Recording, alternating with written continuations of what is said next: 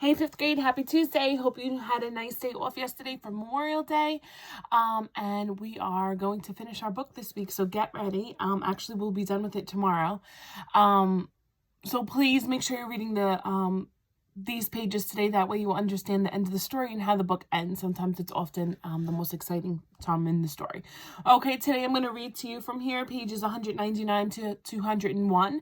You guys can then read 202, 203, and 204 and fill out a form for today. Okay, here we go.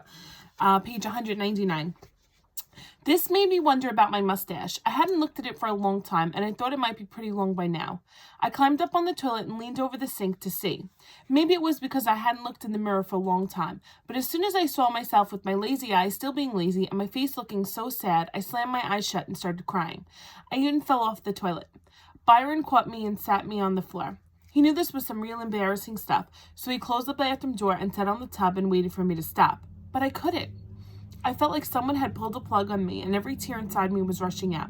If there was a forest fire somewhere, old Smokey the Bear would have to do was hold me upside down over it, and the fire wouldn't have a chance. Byron sat next to me on the floor and put my head in his lap. I still couldn't stop, even though I was soaking him worse than Joey had ever drooled on anybody. It was real embarrassing. I'm sorry, bye. Cry if you want. That sounded like a real good idea, so I did. I think I cried for about 200 hours.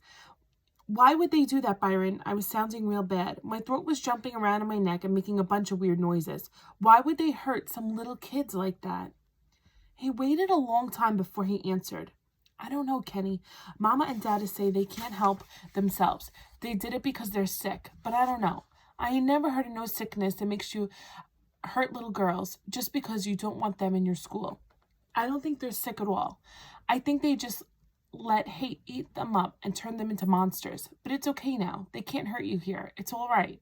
My Adam's apple felt like it was going to blow a hole in my throat, but I said, I did go to the church, Bye. I saw what happened. I saw 2 of those little girls. I thought Joey got killed too. We all did, Kenny. There ain't nothing worse with being sad or scared about that. I'm sad about it too. I got real scared too.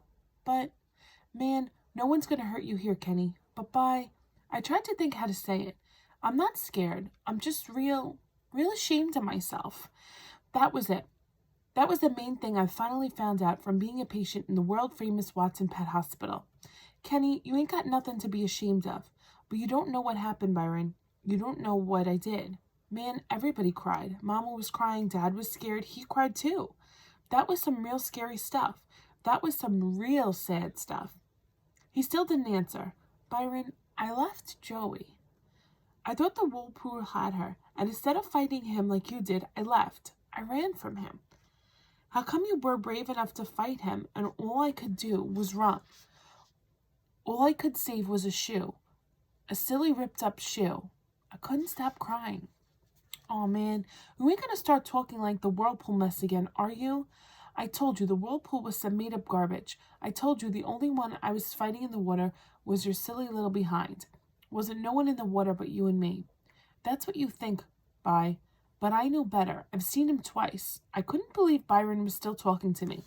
Most of the time, if I started sounding weepy and whiny, he'd take right off.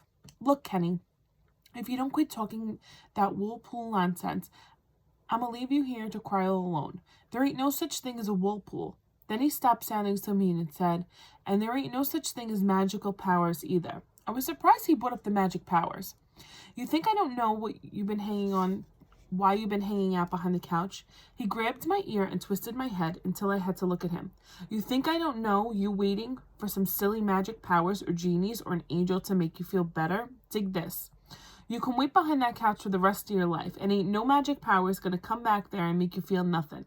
Only thing that's going to happen back there is that you're going to stunt your growth from being in a little bowl all day. He pulled my ear to make sure I was listening. If you've been spending so much time thinking about how you didn't save Joey, why don't you stop and think about why she wasn't in that church? Why don't you spend...